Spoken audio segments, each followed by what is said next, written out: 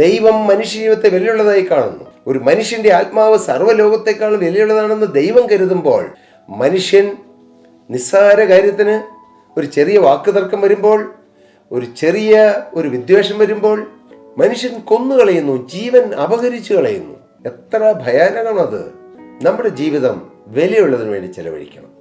ഇവിടെ മർക്കോസിന്റെ സുവിശേഷം 3-ാം അധ്യായം നാം ചിന്തിച്ചു വരുമ്പോൾ, യേശുക്രിസ്തു ദൈവാലയത്തിൽ ചെന്ന് വരണ്ട കൈയുള്ള മനുഷ്യനെ കാണുന്നതും അവനെ സൗഖ്യമാക്കുവാൻ കർത്താവ് ആഗ്രഹിച്ചതും അവനോട് എഴുന്നേറ്റ് ദൈവാലയത്തിന് നടുവിൽ നിൽക്കുക എന്ന് കർത്താവ് കൽപ്പിച്ചു. അവൻ അങ്ങനെ ചെയ്തു.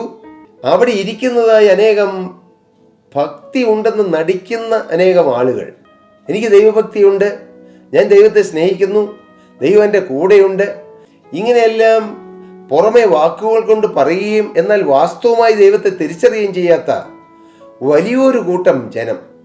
അവർക്ക് മനുഷ്യജീവിതത്തെക്കാൾ വലുത് ആചാരങ്ങളാണ്, മനുഷ്യജീവിതത്തെക്കാൾ വലുത് അനുഷ്ഠാനങ്ങളാണ്. അതുകൊണ്ടാണ് കർത്താവ് മർക്കോസ് സുവിശേഷം 3-ാം അധ്യായം 4-ാമത്തെ വാക്യത്തിൽ പറയുന്നത്, പിന്നെ അവൻ അവരോട്, യേശു അവരോട് പറയുകയാണ്, നന്മ ചെയ്യുന്നതാണോ തിന്മ ചെയ്യുന്നതാണോ നല്ലത്? ജീവനെ രക്ഷിക്കുന്നതാണോ നശിപ്പിക്കുന്നതാണോ നല്ലത്? ശബദം ആചരിക്കുന്നതാണോ ഒരു മനുഷ്യന് ജീവനെ രക്ഷിക്കുന്നതാണോ നല്ലത്? ചില ചടങ്ങുകളും കർമ്മങ്ങളും ആചാരങ്ങളും അനുഷ്ഠിക്കുന്നതാണോ അതോ ജീവനുള്ള ദൈവത്തെ സ്നേഹിച്ച് മുന്നോട്ട് പോകുന്നതാണോ നല്ലത്? കർത്താവ് വളരെ വ്യക്തമായി ചോദിച്ചു. ഇന്നും നമ്മോടും അതാണ് കർത്താവ് ചോദിക്കുന്നത്. മോനെ, നിന്റെ ആത്മാവ് ആണോ വിലയുള്ളത്, അതോ നിനക്ക് ചില കർമ്മങ്ങളോ ചില ആചാരങ്ങളോ ചില അനുഷ്ഠാനങ്ങളോ പ്രാധാന്യമുള്ളതായി കാണുന്നത്? ആത്മാവിനെ എങ്ങനെ കരുതണം, അവനവൻ്റെ ആത്മാവ് എങ്ങനെ രക്ഷയിലേക്ക് വരും, എങ്ങനെ നിത്യജീവൻ്റെ അവകാശം പ്രാപിക്കാം, എങ്ങനെ ദൈവത്തിലേക്ക് അടുക്കാം, എല്ലാം ഈ തിരുവചനത്തിൽ എഴുതിയിട്ടുണ്ട്.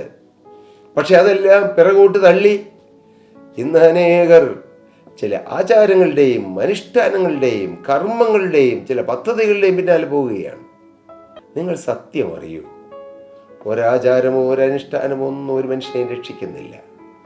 രക്ഷയ്ക്കുള്ള ഒരു മാർഗമേ ഉള്ളൂ, അത് കർത്താവായ യേശു ക്രിസ്തു കാൽവറിയിൽ ചൊരിഞ്ഞ തിരുരക്തത്താലാണ്.